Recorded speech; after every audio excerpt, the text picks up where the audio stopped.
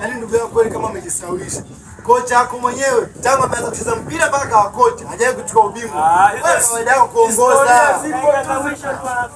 Acha leo kulibwaga. Historia tu zipo zimeandikwa. Kwa simu zangu huzioni. Simu niweza kupigia huzioni. Pana mwa kufuata. Kwa simu zangu wewe huzioni. Hivyo mwanaume ukoje wewe mbona unadharau kiasi hicho? Kwa maana yake marafiki zako ndio unaona muhimu kuliko mimi, si ndio?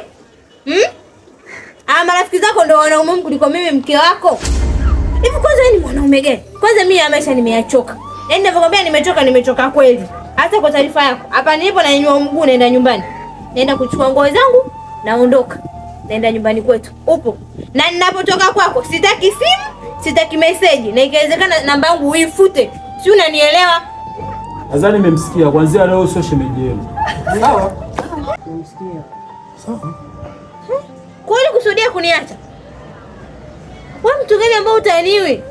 Eti kwani mmeona mimi niko serious hapa? Mimi niko nakutania. Wapi? Wapi?